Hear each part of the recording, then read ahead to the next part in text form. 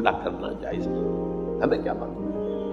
یہ دلوں کا حال ہے، اور دلوں کا حال اللہ جانتا ہے. علیم بذات الصدور اللہ تعالیٰ ہے. وہ جو فرمایا گیا کہ ان اللہ لا ينظر الى صورکم ولا الى اموالکم ولکن ينظر الى قلوبکم واعمالکم. اللہ تمہاری صورتوں اور مالوں کو نہیں دیکھتا، وہ تمہارے دلوں کو دیکھتا ہے اور تمہارے اعمال کو دیکھتا ہے. عمل صحیح ہے، نیک ہے، اور دل میں اس کے لیے جو موٹیو اور جذبہ تھا، وہ جو قوت محرکہ تھی، وہ بھی صحیح ہے. وہ عمل ہے جو اللہ کے ہاں مقبول ہوگا.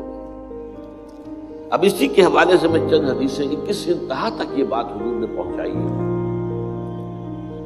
حضور نے فرمایا من صلی یرائی فقط اشرکا ومن صام یرائی فقط اشرکا ومن تصدق یرائی فقط اشرکا.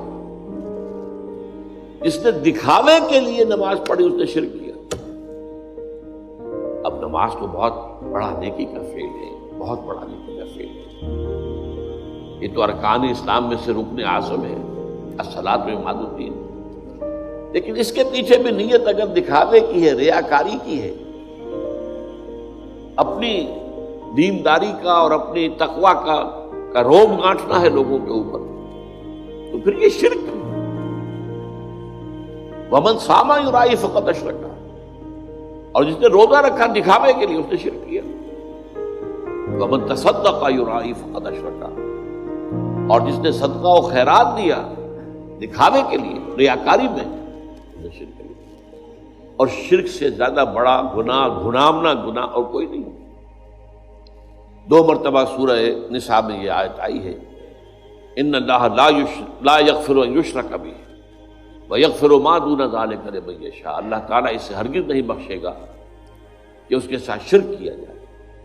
ہاں اس سے کم کر جس کو چاہے گا معاف فرما دے.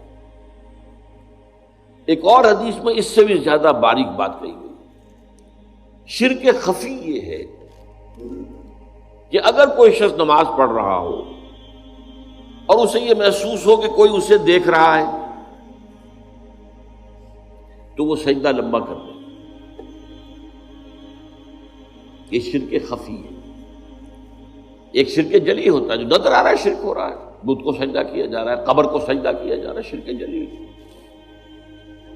ایک شرک خفی ہے، چھپا ہوا شرک اندر دل میں، کہ آپ نماز پڑھ رہے ہیں، آپ نے دیکھا کچھ لوگ دیکھ رہے ہیں مجھے، تو آپ لمبا سجدہ کر دیے. اس کا آپ تجزیہ کر سکتے ہیں، سمپل میتھمیٹکس ہے. اگر وہ پہلے 5 سیکنڈ کا سجدہ کر رہا تھا اور اب اس نے 10 سیکنڈ کا سجدہ کیا ہے، تو یہ 5 اضافی کس کے لیے کیے؟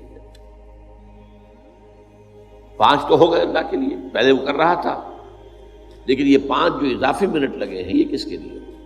تو لوگوں کے لیے، ریاکاری کے تحت ہوئے. تو ایک سجدے کے 2 مسجود ہو گئے. ایک مسجود اللہ کی ذات ہوئی اور ایک مسجود وہ لوگ ہیں جنہیں دکھایا جا رہا ہے.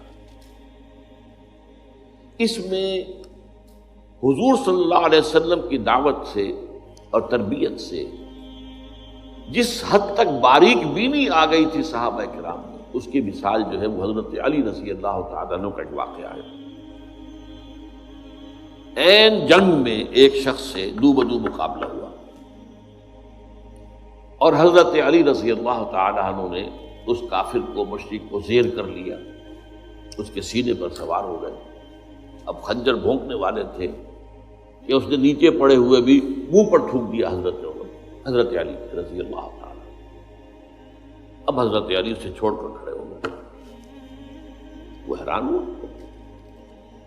وہ جسے آپ انگریزی میں کہتے ہیں to add insult to injury.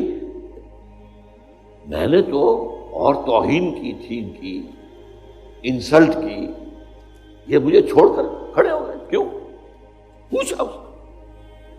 تو حضرت علی فرماتے ہیں دیکھو میری تم سے کوئی ذاتی دشمنی نہیں ہے، میں تمہیں صرف اللہ کے لیے قتل کر رہا تھا، لیکن اب اگر میں قتل کرتا تو میرے نفس کا انتقام بھی شامل ہوگا. تم نے میری توہین کی تو میں گویا کہ اپنے نفس کے انتقام میں اس کا بدلہ لینے کے لیے بھی ایک نیت کے اندر میرے یہ ذاتی بات بھی شامل ہو جاتی، اس لیے میں نے